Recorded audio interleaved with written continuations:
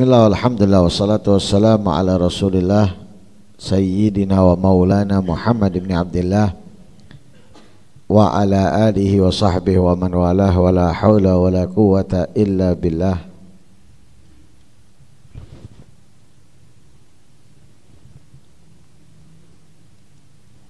Nawaitu ta'allum wa ta'lim wal naf'a wal intifa' wal mudhakarata wal tadhkir wal ifadata wal istifadah wal hatha ala tamassuki bi kitabillahi wa sunnati rasulih wad du'a ilal huda wad dilala alal khair ibtigha'a wajhillahi wa mardatihi wa qurbihi wa thawabihi min Allah ta'ala. A'udzu billahi minasy syaithanir rajim. Badi'us samawati wal ard wa idza qada amran fa innama yaqulu lahu kun fayakun.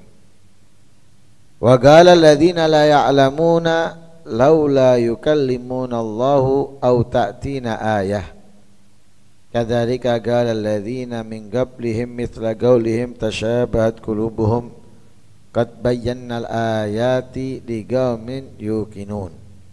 Inna arsalnaka bil haqqi basyiran wa nadhira wa la tus'alu an ashabil jahim. Badi'us samawati wal ard. Allah itu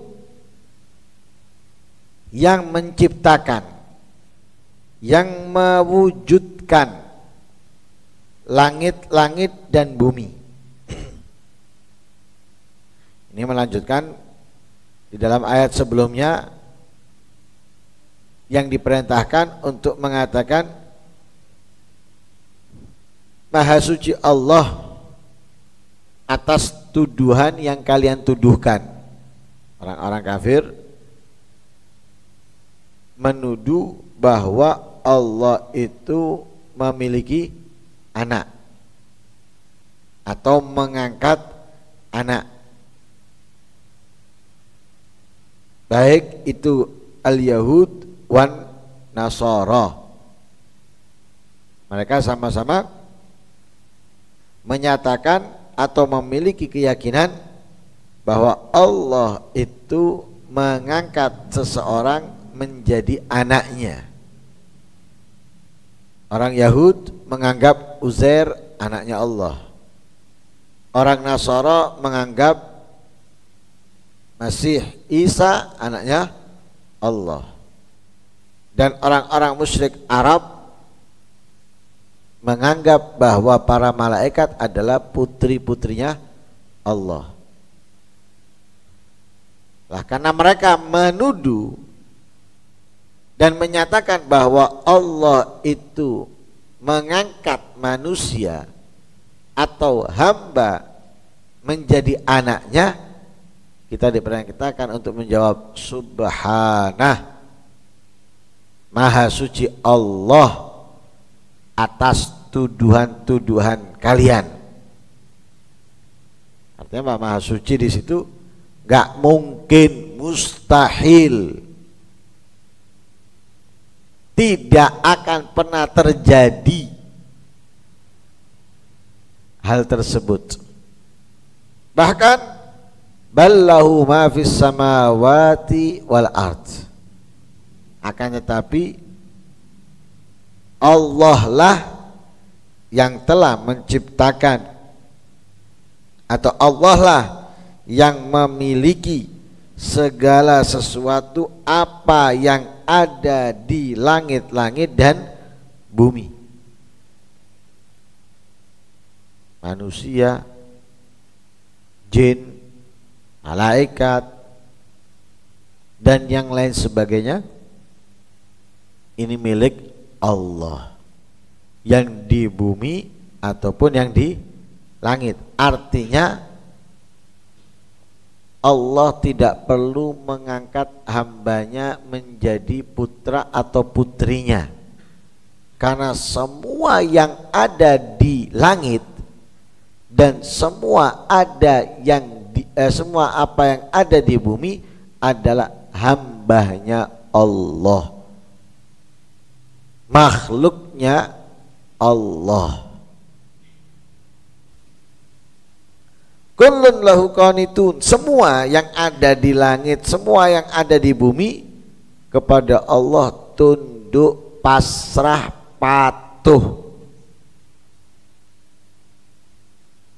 Artinya semua yang ada di langit, semua ada yang bumi berjalan sesuai kehendaknya Allah, berbuat sesuai keinginannya Allah. Tidak akan ada satupun orang, siapapun itu, yang melakukan apapun atau mengucapkan kata-kata apapun kecuali sudah ditentukan oleh Allah, sudah diatur oleh Allah Subhanahu wa ta'ala. Badi'us samawat wal ard, Allah lah juga yang menciptakan, Allah yang mewujudkan langit-langit dan bumi. Bukan hanya apa yang ada di langit, apa yang ada di bumi, tapi langit-langitnya dan bumi-buminya yang mewujudkan itu semuanya adalah Allah. Kalau yang ada di langit atau yang ada di bumi masih lebih mudah, masih lebih ringan. Tapi ketika mewujudkan langitnya dan buminya itu lebih susah. Bangun sama ngisi perabotan lebih sulit bangun daripada ngisi perabotan. Ngisi perabotan gampang, tapi bangun sulit. Harus duduk pademi, kemudian harus bikin besi, sepatu untuk dicor, kemudian bikin selup, kemudian dirikan bata, melur, ngalusi dan yang lain sebagainya, ngatur jaraknya dan lain sebagainya. Lebih sulit daripada mengisi perabotan. Ngisi perabotan tinggal beli ini, kirim, masuk, taruh, beres. Lebih mudah. Makanya awalnya di dalam ayat ini mengatakan yang di langit, yang di bumi, semua itu makhluknya Allah, diatur oleh Allah, berjalan, berbuat sesuai kehendak Allah. Loh, bukan hanya yang di langit, bukan hanya yang di bumi, langitnya, buminya 1 dan 7, semuanya itu yang menciptakan, yang mewujudkan adalah Allah. Lah Allah menciptakan langit-langit dan bumi-bumi itu tidak perlu mengangkat hamba menjadi anaknya atau putrinya, karena Allah akan melakukan sendiri tanpa bantuan, sangat-sangat mampu. Lah buat apa ini diakukan anaknya Allah, seakan-akan nanti membantu Allah? Nggak perlu ini Allah. Langit ini nggak perlu malaikat, nggak perlu para nabi, nggak perlu para rasul. Allah ciptakan langit sebelum adanya malaikat. Allah ciptakan bumi sebelum adanya malaikat. Mampu Allah. Allah itu dibantu sama malaikat tuh. Yang mewujudkan malaikat Allah kok. Nggak perlu bantuannya malaikat. Lah Allah menciptakan langit-langit dan bumi-bumi ini lebih hebatnya lagi, itu tanpa meniru, ndak jiplak. Kalau orang sekarang bangun itu jiplak. Orang sekarang mau bangun rumah, jiplak dia. Dia pasti apa? Nyari-nyari model dapur, model kamar mandi, model ruangan, model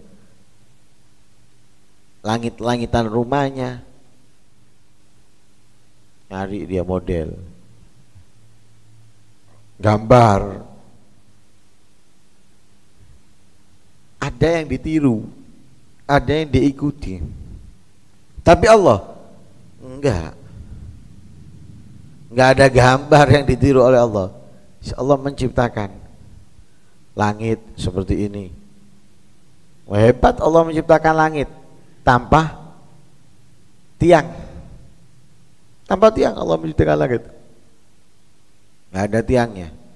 Bahkan langit 1, langit 2 bukan kemudian tarik-tarian.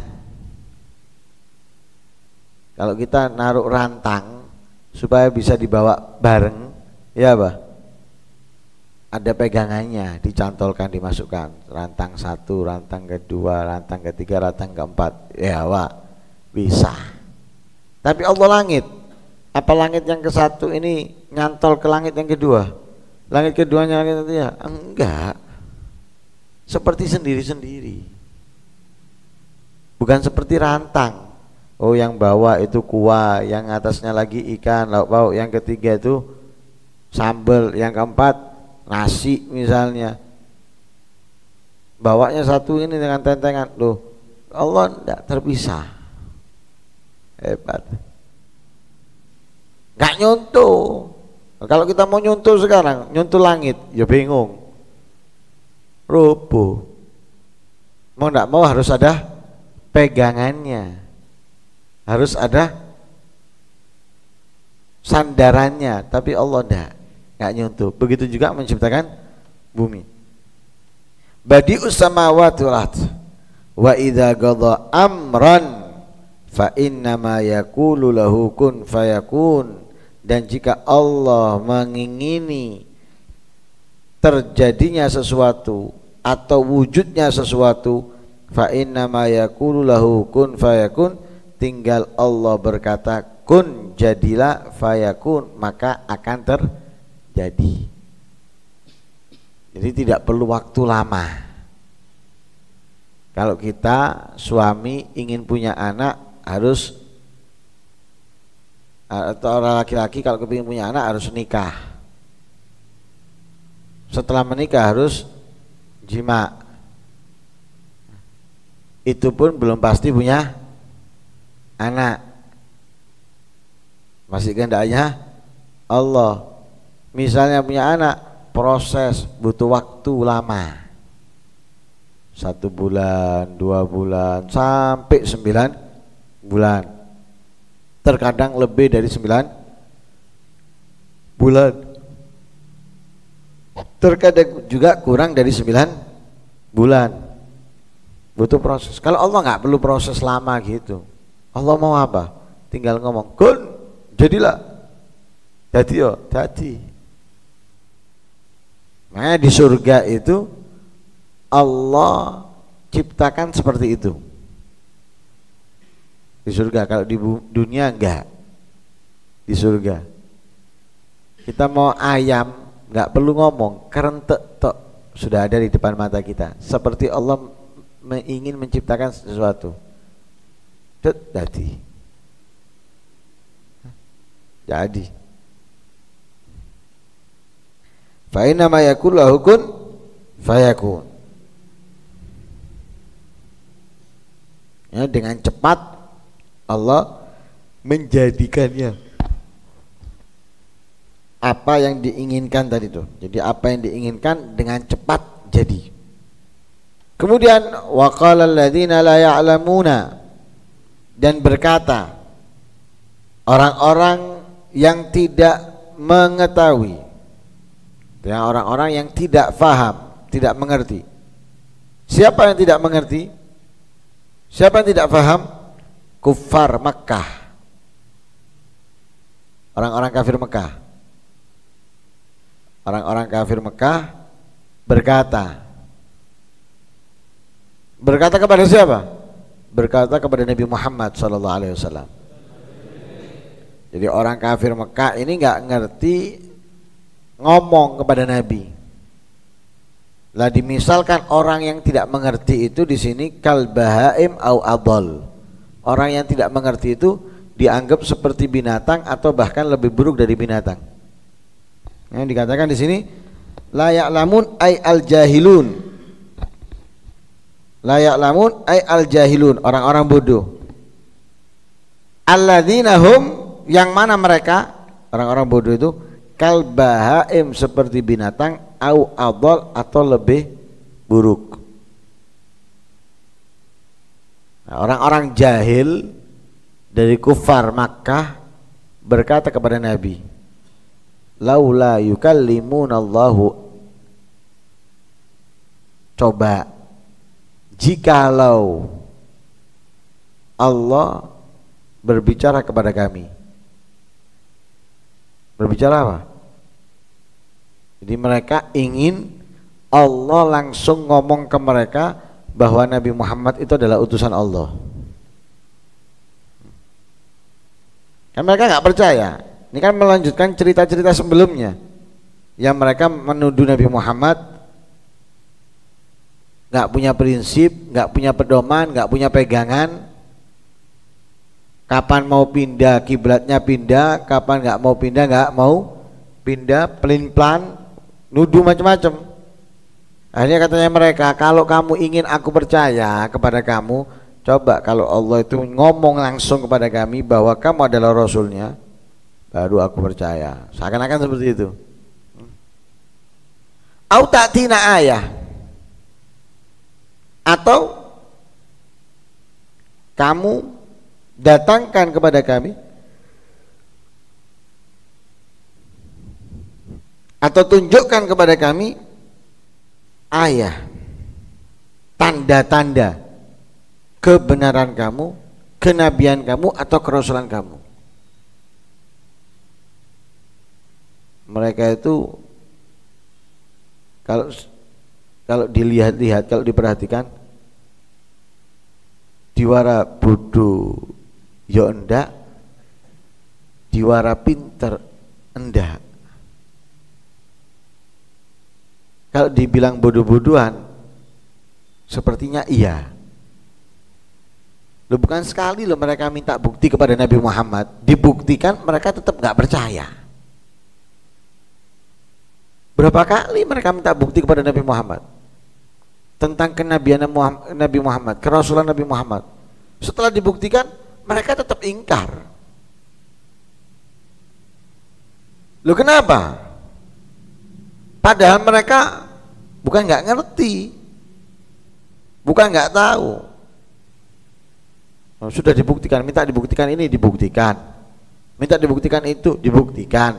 Tapi kenapa kok mereka ingkar? Nah, ini karena apa? Iri. Iri, kemudian juga karena cinta kedudukan, cinta harta, yang membuat mereka tidak mau mengikuti atau pura-pura tidak mengerti, bahkan menuduh. Bahaya memang kalau orang iri, kita buktikan apapun tetap nggak mau. Orang kalau cinta kedudukan, sebenar apapun kamu tetap dianggapnya salah. Kenapa? Takut kehilangan kedudukannya. Dengan mempercayai dia, takut kehilangan kedudukannya. Sehingga apa? Enggak, wah, gawe-gawe iki. Seperti bulan Isra Mi'raj. Bulan Isra Mi'raj ini mereka nggak percaya Nabi Isra melakukan perjalanan dari Masjidil Haram ke Masjidil Aqsa, nggak percaya mereka. Loh, Nabi sudah mengatakan ada rombongan, ada ini, ada itu dan lain sebagainya akan datang pada hari ini jam sekian.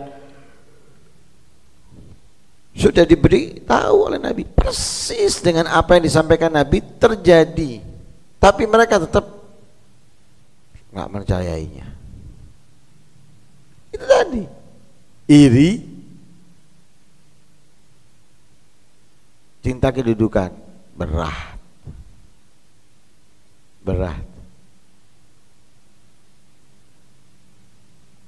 nggak bisa, itu sulit diobati itu. Makanya pernah kita sampaikan itu, orang yang iri itu bukan nggak tahu, bukan nggak ngerti, sangat mengerti kalau benar, nggak salah, tapi mereka mengingkarinya. Dan jangan pernah kita heran tentang hal itu, jangan pernah kita bingung tentang seperti itu. Itu sudah dari sifatnya iri. Beberapa pertemuan yang lalu sudah kita sampaikan, sebagaimana dikatakan oleh Imam Al-Busiri di dalam Qasidah Burdahnya, la ta'jaban li hasudin raha yunkihruha tajahulan wa huwa ainul hadzikil fahimi. Mereka itu sangat tahu bahwa Nabi Muhammad itu benar-benar nabi, benar-benar rasul, tapi mereka mengingkari walaupun mereka tahu, tetap diingkari. Kenapa? Hasud, iri. Karena iri. Dan itu terjadi di dalam kita ini, terjadi, bukan nggak terjadi. Terjadi. Karena iri memfitnah. Karena iri menuduh. Karena iri mencela. Karena iri hati-hati. Ini orangnya kurang ajar. Ini orangnya seperti ini, orangnya seperti itu. Karena iri semuanya itu. Terjadi, bukan nggak terjadi. Yang sepaham ataupun yang nggak sepaham, podo. Itu semuanya karena iri. Atau juga karena cinta kedudukan, yang takut, yang khawatir diambil yang lain. Dan mereka sudah dibuktikan sama Nabi, tapi tetap nggak percaya.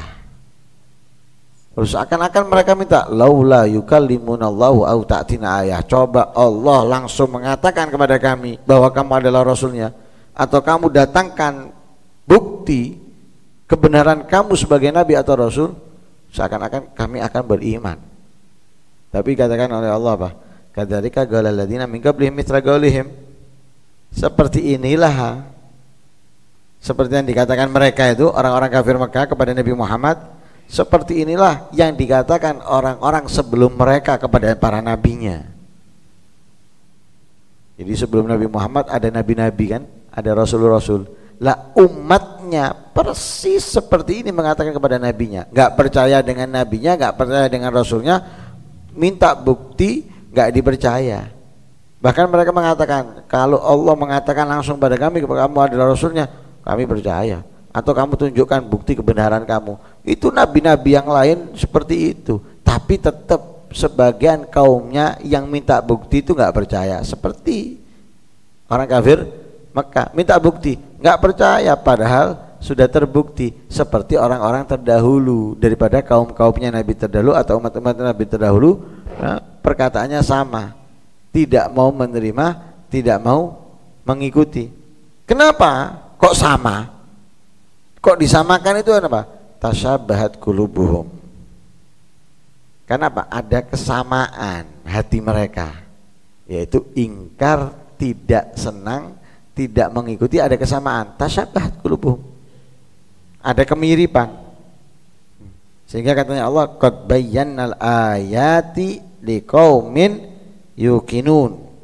Benar-benar aku telah jelaskan tanda-tanda kenabian, tanda-tanda kerasulan liqaumin kepada suatu kaum yuqinun yang mereka adalah beriman.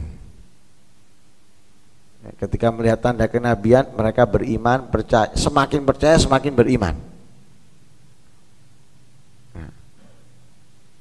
Ada tanpa bukti sudah beriman, tapi dengan bukti ada yang beriman, ada yang bahkan dengan bukti semakin beriman. Jadi semakin nampak kenabian, semakin beriman orang-orang yang beriman. Semakin nampak tanda kerasulan, semakin besar dukungan mereka, cinta mereka, meneladani mereka pada nabi tersebut.